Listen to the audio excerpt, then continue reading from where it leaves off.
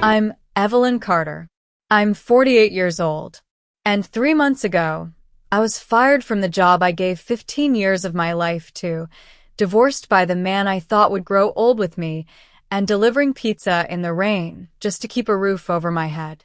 But that night, that cold, miserable night in November, a stranger opened her door, looked into my eyes with this expression I still can't describe, and said words that shattered everything I thought I knew about my life. "You're worth $823 million, Evelyn. But someone made sure you'd never find out." My hands were shaking so badly, I nearly dropped the pizza box right there on her doorstep. $823 million. The number didn't even sound real. It sounded like something from a movie, from someone else's life, not mine. Not the life of a woman who'd been sleeping in her car just 2 weeks earlier because she couldn't make rent. Who would hide that kind of fortune from me? And why? Why did this woman, this complete stranger, seem to know my mother's name better than I ever did? My mother died when I was 7 years old, and no one ever talked about her. Not my father, not my relatives, not anyone. It was like she'd been erased from existence. And now, decades later, here was this elderly woman standing in her doorway, saying my mother's name like they were old friends, like she'd been waiting all these years to tell me something. Before I tell you how that one sentence changed everything, how it pulled me into a nightmare I'm still trying to wake up from, make sure you like this video and subscribe to this channel. Because trust me, what I'm about to tell you will leave you questioning who you can really trust in this world. It'll make you wonder if the people closest to you are exactly who they say they are. And by the end of this story, you'll understand why I sleep with my door locked and my phone turned off every single night. Let me take you back to where this all started. 3 months ago, my life looked completely different. I mean, it wasn't perfect. God knows it wasn't perfect, but I had a job, a marriage, a sense of stability. I worked for Northbridge Tech Solutions in Seattle, Washington. 15 years I gave that company. 15 years of early mornings and late nights, of missing family gatherings and canceling plans because there was always one more deadline, one more crisis that needed my attention. I was good at my job. No, I was better than good. I was the person everyone came to when something went wrong. I was reliable, loyal. I showed up every single day and gave everything I had. And I thought I genuinely believed that meant something. I thought loyalty was currency. I thought hard work would be rewarded. How naive was I? My husband, Mark Carter, worked in operations. He was charming, smooth-talking, the kind of man who could convince anyone of anything. When we first met, I fell for that charm. I fell hard. We got married young, built a life together, bought a house in the suburbs. For years, I told myself we were happy. But looking back now, I can see the cracks that were always there. The way he'd dismiss my concerns. The way he'd come home later and later. The way he stopped looking at me like I mattered. But I didn't want to see it. I didn't want to admit that my marriage was falling apart. So I buried myself in work, told myself everything was fine, and kept going. Then came that Friday morning, October 13th. I'll never forget that date. I walked into what I thought was a routine meeting. My boss, Ava Sinclair, the company's billionaire founder, this brilliant, ruthless woman who'd built Northbridge from nothing, had called me in to discuss a new project. At least, that's what her assistant told me. I walked into that conference room, and my entire world collapsed in the span of 3 seconds. Ava was sitting at the head of the table, and Mark, my husband, the man I'd shared a bed with for 22 years, was sitting right next to her. And they were holding hands. Not just touching. Holding hands. Their fingers were intertwined like lovers, like this was the most natural thing in the world. I stood there frozen, unable to process what I was seeing. My brain couldn't make sense of it. This had to be a mistake. This had to be some kind of misunderstanding. But then Ava looked up at me with these cold, emotionless eyes, and she said, "Evelyn, we've decided to terminate your contract, effective immediately." Not, "I'm sorry." Not, "This is difficult." Just a flat, matter-of-fact statement delivered like she was ordering lunch. My husband, sat there smirking. Actually smirking. Like this was funny to him. Like destroying me was entertaining. I tried to speak. I tried to ask what was happening, but no words came out. I just stood there, shaking, while Ava slid a folder across the table toward me. "Your severance package is inside," she said. "You have 30 minutes to collect your belongings and leave the building. Security will escort you out." In that moment, my world collapsed. The job I'd dedicated my life to gone. The marriage I'd believed in destroyed. And the two people responsible were sitting there together, united against me, like I was nothing. Like I'd never mattered at all. By Monday, I learned they were engaged. Mark had already moved into Ava's penthouse downtown. And my house, the house we'd bought together, the house I'd poured my savings into renovating, he'd already started eviction proceedings to force me out. Tell me, what would you do if the people you trusted most destroyed you in one weekend? If your entire life was ripped apart by the two people who were supposed to have your back?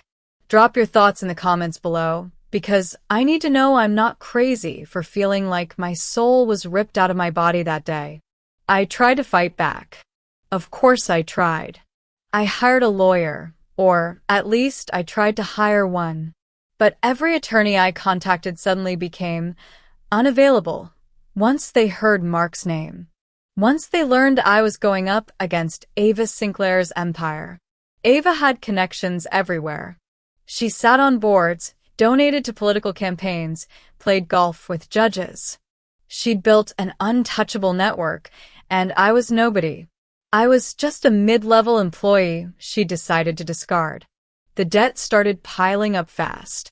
Legal fees I couldn't pay. Rent I couldn't afford. Credit cards maxed out just trying to buy groceries. I sold my car first. That silver Honda I'd driven for 8 years, the one that still ran perfectly, gone. Sold it to some college kid for a fraction of what it was worth because I needed cash immediately. Then I sold my jewelry. My engagement ring, the necklace my grandmother left me, everything. I took it all to a pawn shop and walked out with a few $1,000s that disappeared within weeks. Eventually, I lost the house. I fought the eviction as long as I could, but Mark had better lawyers. He had Ava's resources backing him. The day the sheriff came to remove me, I packed whatever I could fit into 2 suitcases and left everything else behind. Photos, furniture, memories, all of it abandoned because I had nowhere to put it. I stayed with a friend for a few weeks until I could tell she was getting tired of me. Then I moved into a cheap motel. Then, when I couldn't afford that anymore, I slept in my friend's spare car for a while. Just me, 2 suitcases, and the crushing weight of failure pressing down on me every single night. I needed money. Desperately. So, I took the only job I could find that didn't require references or background checks or questions about the gap in my employment. I started delivering pizza. 48 years old with 15 years of corporate experience, and I was delivering pizza in the suburbs of Bellevue at night, surviving on tips and the silence of my own thoughts. Do you know what that feels like? Do you know what it's like to pull up to a mansion, one of those beautiful homes with the manicured lawns and the 3-car garages, and watch through the window as a family sits down to dinner together, laughing and talking and living the life you used to have? Sometimes I'd stand there on their doorstep a little too long, just watching, just remembering what it felt like to belong somewhere. I'd deliver to these fancy houses and see families laughing. And I'd think, that used to be me. I used to have that. I used to have a home and a husband and a reason to wake up in the morning. And now I was the invisible person bringing them food, someone they'd forget about 30 seconds after closing the door. If you've ever had to start over from nothing, if you've ever been knocked down so hard you weren't sure you could get back up, then you understand what I'm talking about. Subscribe to this channel, because this is for survivors like us. This is for everyone who's been betrayed, discarded, and left to pick up the pieces alone. It was a Tuesday night in November. I remember because Tuesdays were always slow, and I was grateful for any delivery that came through. The rain was coming down hard, that cold Seattle rain that soaks through your clothes no matter how many layers you're wearing. My windshield wipers were barely keeping up, and I was exhausted, the kind of exhaustion that lives in your bones and never quite goes away. The address took me to an older neighborhood on the outskirts of Bellevue, where the houses were bigger and set back from the road, hidden behind tall trees and iron gates. I almost missed the turn. The house itself was this old brick mansion, probably built in the 20s or 30s, with ivy climbing up the walls and a long driveway that hadn't been paved in years. I grabbed the pizza from the passenger seat, pulled my hood up against the rain, and ran to the front door. I rang the doorbell and waited, shivering, water dripping down my face. The door opened slowly, and an elderly woman stood there staring at me. She was maybe 70, 75, with white hair pulled back in a bun and these sharp, intelligent eyes that seemed to look straight through me. She didn't say anything at first. She just stared, her hand gripping the edge of the door, her face going pale like she'd seen a ghost. I thought maybe she was confused, maybe she had dementia or something, so I held up the pizza box and said, "Your delivery, ma'am. That'll be $18.50. But she didn't move. She didn't reach for her wallet or take the pizza. She just kept staring at me with this expression I couldn't read. Shock, maybe, or fear, or recognition. Finally, she whispered, "You're Maria Evans' daughter, aren't you?" I froze. No one had said my mother's name in decades. My mother died when I was 7 years old, and after that, it was like she'd been erased from existence. My father never talked about her. My relatives acted like she'd never existed. I had a few fragmented memories, her voice, her laugh, the way she used to braid my hair before school. But that was it. No photos, no stories, nothing. Just silence. And now this stranger, this woman I'd never met before, was standing in her doorway saying my mother's name like they were old friends. How do you know my mother?" I managed to ask, my voice barely above a whisper. The woman, her name was Margaret Lawson, though I didn't know it yet, stepped back and opened the door wider. "Come inside," she said. "Please. We need to talk." I should have said no. I should have handed her the pizza, taken my $18.50, and left. But something in her voice stopped me. Something desperate and urgent and real. So I followed her inside, into this beautiful old house filled with antique furniture and faded photographs on the walls. She led me to a sitting room and gestured for me to sit down. My hands were still trembling, and I wasn't sure if it was from the cold or from hearing my mother's name spoken out loud after all these years. Margaret sat across from me, her hands folded in her lap, and for a long moment, she just looked at me like she was trying to figure out how to begin. "Your mother and I," she finally said, her voice shaking.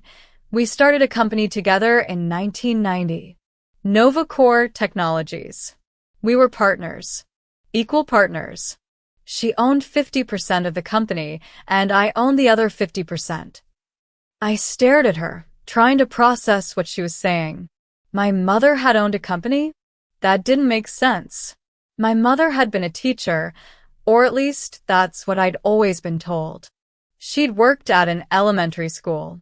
She'd died in a car accident when I was 7, and after that, my father moved us across the country, and we never looked back. "I don't understand," I said. "My mother didn't own a company. She was a teacher." Margaret shook her head. "She was brilliant, Evelyn. Absolutely brilliant. She had a degree in computer science from MIT. Did you know that? She was one of the first women in her program. We met at a tech conference in San Francisco in 1988, and we clicked immediately. We had the same vision, the same drive. We wanted to build something that mattered. Imagine someone telling you that, out of nowhere, completely unprompted, that your mother was someone you never knew. That the person you spent your whole life grieving was actually a brilliant entrepreneur who built a company worth millions. Would you even believe it? Would you think this person was lying or crazy or trying to scam you? But Margaret wasn't finished. She leaned forward, her eyes filling with tears, and said, "When she died, her shares were supposed to go to you. That was in our partnership agreement. If anything happened to either of us, our shares would go to our children. But after the accident, I never heard from your father. I tried to reach him, tried to find you, but he disappeared. Changed his number, moved away, vanished completely. And then, a few months later, I received documents saying Maria's shares had been transferred to a trust. A trust I'd never heard of, managed by people I didn't know. My heart was pounding so hard I could hear it in my ears. What are you saying?" Margaret stood up and walked to an old wooden cabinet in the corner. She opened a drawer and pulled out a dusty folder, the kind with elastic bands holding it closed. She brought it back to where I was sitting and placed it in my lap. "Open it," she said. My hands were shaking so badly, I could barely untie the elastic bands.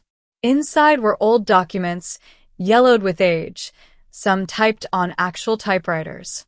Partnership agreements, articles of incorporation, stock certificates with my mother's name, Maria Evans, printed across them in elegant script. And then Margaret pulled out another document, a recent one. This one was a financial statement, dated just last month, showing the current valuation of NovaCore Technologies. $1.6 billion. I read that number 3 times before it even registered. $1.6 billion. And my mother had owned 50% of it, which meant her share, my share, was worth $800 million. I felt my knees buckle even though I was already sitting down. All those nights I'd cried myself to sleep in my car, all those times I'd counted pennies to buy a meal, all those moments I'd felt worthless and discarded and broken, I'd been crying in the shadow of a fortune I never knew existed. But then Margaret's expression changed. The hope I'd seen in her eyes disappeared, replaced by something darker. Fear. She leaned in close and whispered, "Someone made sure you'd never find out, Evelyn. Someone went to great lengths to hide this from you. And when I tried to find you over the years, when I tried to dig into what happened to those shares, I was warned to stop asking questions." "Who?" I asked, my voice breaking. "Who would do that?" Margaret took a deep breath, and when she spoke, I felt like the floor had opened up beneath me. Ava Sinclair. When she said that name, I dropped the folder. Paper scattered across the floor, but I couldn't move. I couldn't breathe. Ava Sinclair. My ex-boss. The woman who'd fired me. The woman who'd stolen my husband. The same woman who'd destroyed my life 3 months ago was the same person who'd been hiding my inheritance for decades. What they did next, what I discovered in the weeks that followed, could ruin more than one life. It could bring down an empire. If you're not subscribed yet, do it now, because the next chapter is where everything explodes. This is where I stopped being a victim and started fighting back. I didn't sleep that night. How could I? I stayed in Margaret's house until almost 3 in the morning, going through every document she had, reading every page, trying to make sense of a conspiracy that had been hiding in plain sight for over 30 years. My mother, Maria Evans, had been a genius. Not just smart, a genuine genius. She graduated from MIT with highest honors, worked at IBM for 2 years, and then decided She wanted to build something of her own. She met Margaret at a conference, and together they founded NovaCore Technologies with a vision to revolutionize data security. This was 1990, remember, when the internet was just beginning to expand, when companies were just starting to understand they needed to protect their digital information. They were ahead of their time. Way ahead. The technology they developed became foundational to modern cybersecurity. Every time you see that little padlock icon in your browser, every time a website says your information is encrypted, that technology traces back to the work my mother did. And she'd owned half of it.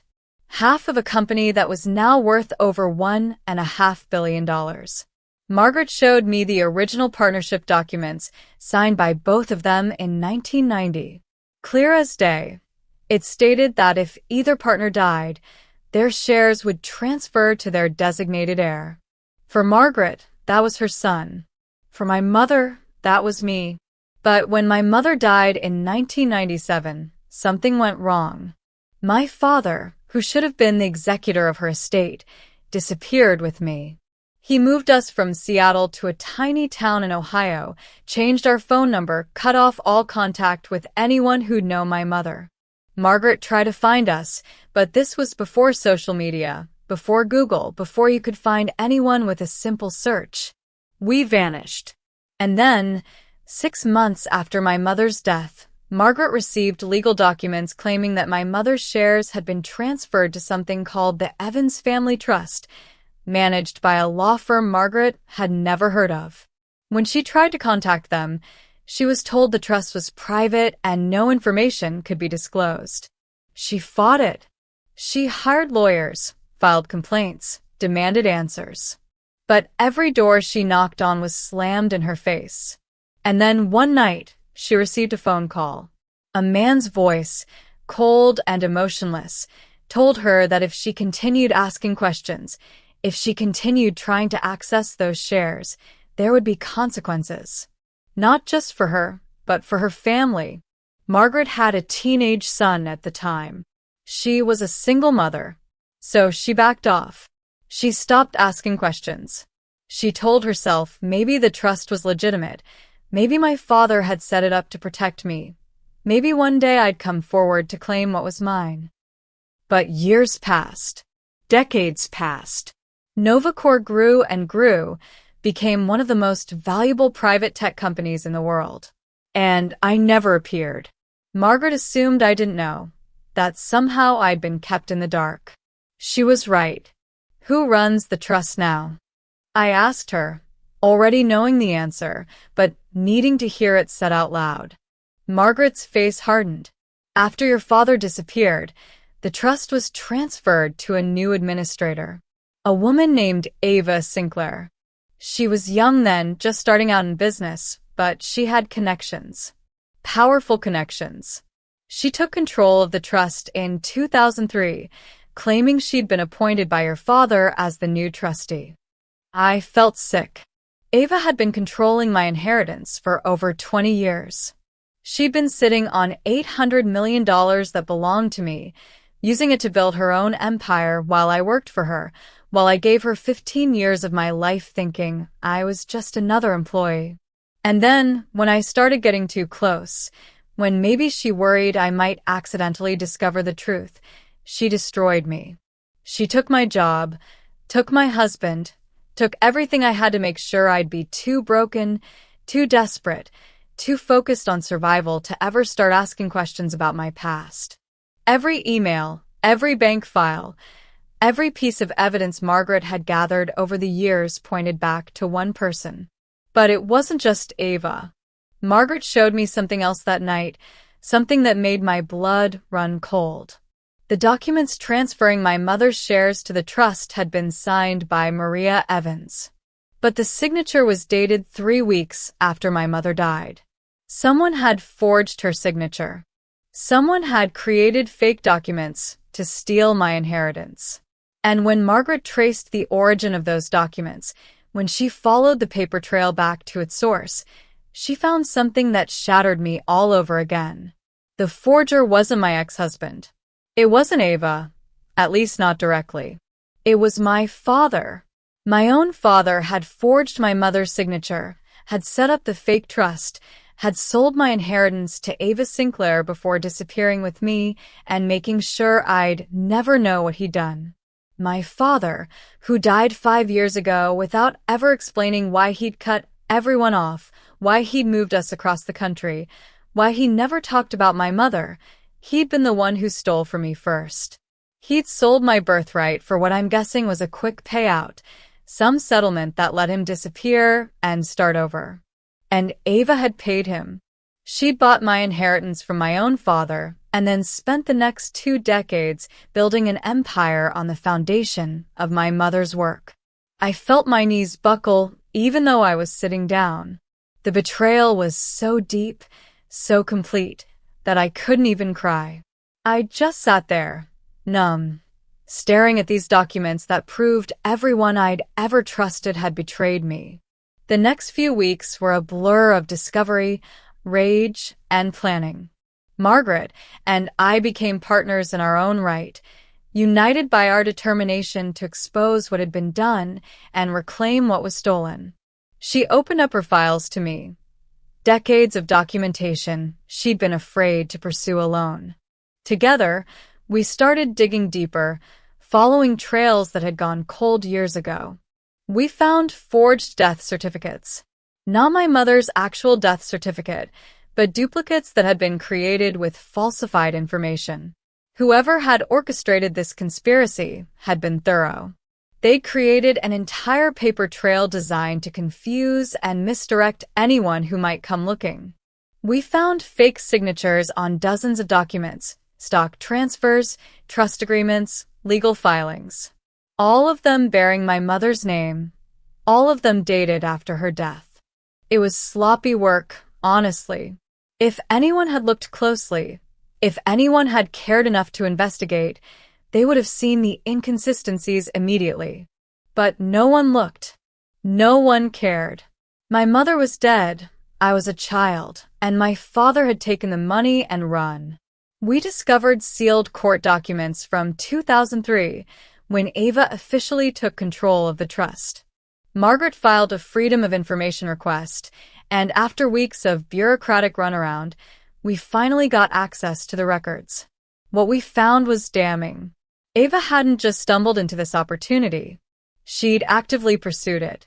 She'd tracked down my father, I still don't know how, and made him an offer. $2 million in cash in exchange for signing over control of the trust to her. My father had taken the deal. He'd signed paperwork naming Ava as the successor trustee, giving her complete control over my mother's shares and any proceeds from them. $2 million. That's what my father sold me for. $800 million in assets, and he took a $2 million payout and disappeared. But it got worse. We found emails, old emails from 2005, recovered from an archive Margaret's lawyer had subpoenaed years ago. Emails between Ava and Mark, my husband. They'd known each other for almost 20 years. They'd been in contact long before I ever started working at Northbridge, long before Mark and I moved to Seattle, which meant my entire marriage might have been a lie. Had Mark sought me out specifically? Had he married me to keep tabs on me, to make sure I never started asking questions about my mother? The timeline didn't quite add up.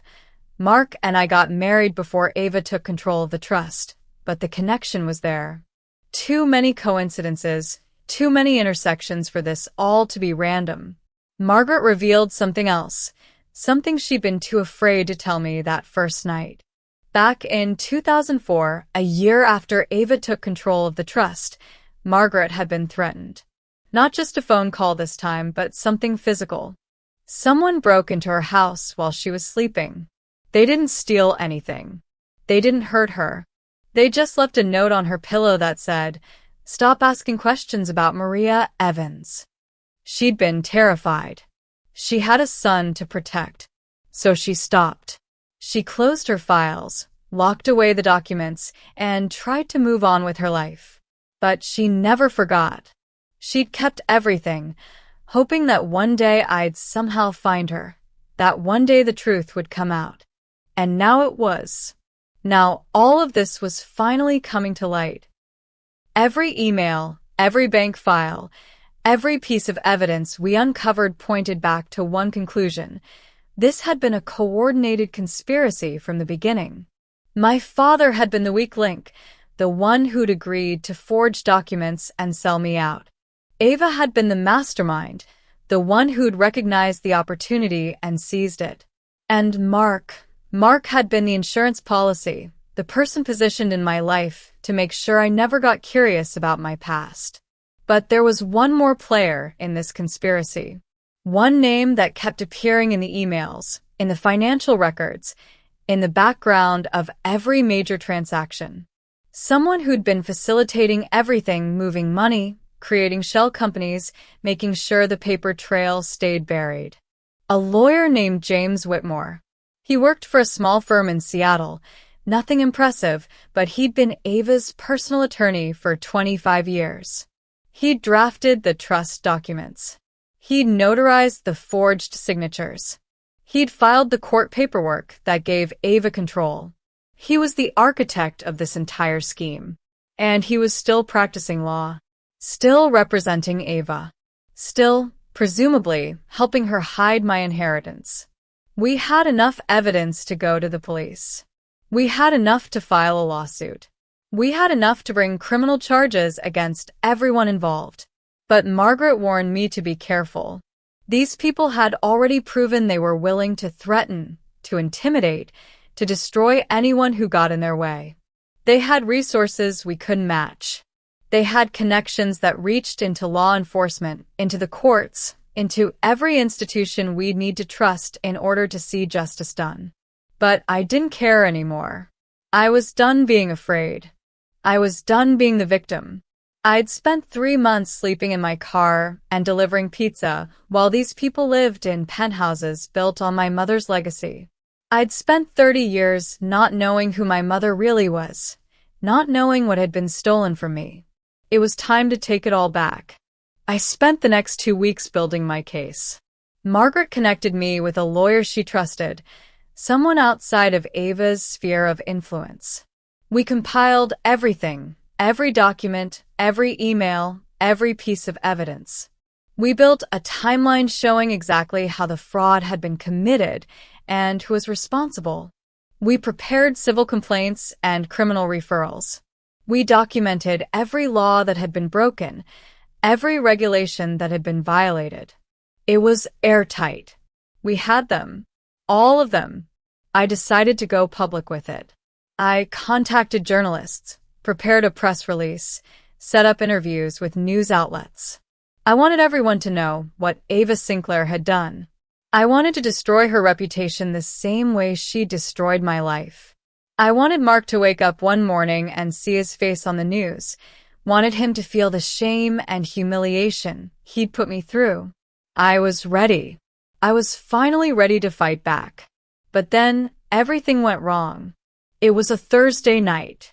I was staying in a cheap apartment in Tacoma, a one-bedroom place I could barely afford but which felt like a palace compared to sleeping in a car. I'd just finished organizing all the documents we'd collected, had them spread out on my dining room table in neat piles, labeled and cross-referenced. My laptop was open with draft after draft of the statement I planned to read at the press conference we'd scheduled for the following Monday. I went to bed around midnight, exhausted but hopeful for the first time in months. I felt like I was finally taking control of my life, finally standing up to the people who'd stolen from me. I woke up around 3 a.m. to the sound of my front door closing. Not opening, closing. Like someone had just left. My heart stopped. I lay there in bed, frozen, listening to the silence of my apartment. Had I imagined it? Had I been dreaming? But then I noticed the light from the living room. I turned everything off before going to bed, but now there was a faint glow spilling under my bedroom door. I grabbed my phone and crept out of bed, my whole body shaking. I opened my bedroom door slowly, terrified of what I'd find. The living room was empty, but my laptop was gone. The external hard drive I'd been backing everything up to gone. The documents that had been spread across my dining room table, every single page, every folder, every piece of evidence gone. Someone had broken into my apartment while I was sleeping and taken everything. They'd been quiet enough that I hadn't heard them. They'd known exactly what they were looking for. They'd taken only the things that mattered. I called Margaret immediately, my hands shaking so badly I could barely dial. She didn't answer. I called again and again. Nothing. I drove to her house, broke every speed limit, ran every red light. When I got there, her door was standing open. Not broken, just open. Like she'd opened it for someone she trusted. The house had been ransacked. Furniture overturned, drawers pulled out, papers everywhere. But Margaret's files, her decades of documentation, all the backup copies she'd made, all the evidence we'd been building, it was all gone. And Margaret herself was nowhere to be found. I called the police, filed a report, but I could tell they didn't take it seriously. No one was hurt. Nothing particularly valuable had been taken. Just some papers. Just an old woman who'd probably gone to visit family without telling anyone. They took my statement and told me someone would follow up. But I knew better. I knew this wasn't random. I knew exactly who was behind it. I went back to my apartment as the sun was coming up, numb with shock and fear.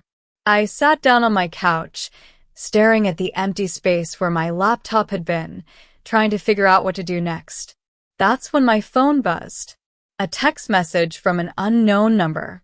I opened it, and my blood went cold. The message said, "You weren't supposed to find out.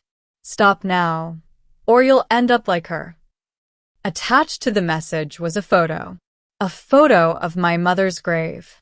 But it wasn't the grave I'd visited as a child, the one in Ohio where my father had told me she was buried. This was a different grave, in a different cemetery. The headstone was cracked and weathered, barely readable, hidden in an overgrown section of some cemetery I didn't recognize. But I could make out the date. She hadn't died in 1997 like my father had told me. She died in 1996. A full year earlier than I'd believed my entire life. Which meant everything I thought I knew, even the basic facts of my mother's death, had been a lie. I stared at that photo for hours, trying to understand what it meant. Had my father lied about when she died? Why? What had happened in that missing year? And that's when I realized, that's when the terrible truth finally clicked into place. My mother's death wasn't an accident. It couldn't have been. The forged documents, the fake signatures, the elaborate scheme to steal her shares, it all required her to be gone. It all required her to not be able to fight back. Someone had killed her. Someone had murdered my mother to steal her company, and then they'd spent the next 30 years covering it up. And now they were threatening to do the same thing to me. I'm scared. I won't lie to you. I'm terrified. I don't know who I can trust. I don't know where Margaret is, or if she's even still alive. I don't know if I'm going to survive long enough to see justice done. But I know one thing. I'm not stopping. I'm not backing down. These people stole my mother from me. They stole my inheritance, my past, my sense of who I am. They destroyed my life thinking I'd be too weak, too broken to fight back. They were wrong. This isn't over. Not by a long shot. Subscribe before the next part drops, because the truth I'm about to uncover could get me killed. But I'm going to uncover it anyway. I'm going to find out what really happened to my mother. I'm going to expose everyone involved in this conspiracy. And I'm going to take back everything they stole from me. Even if it costs me everything. Even if it costs me my life. Because some things are worth dying for. And the truth about who my mother was, about what was taken from me, about the people who thought they could get away with murder, that's worth everything. Stay tuned. The next chapter is coming soon. And trust me, you won't want to miss it.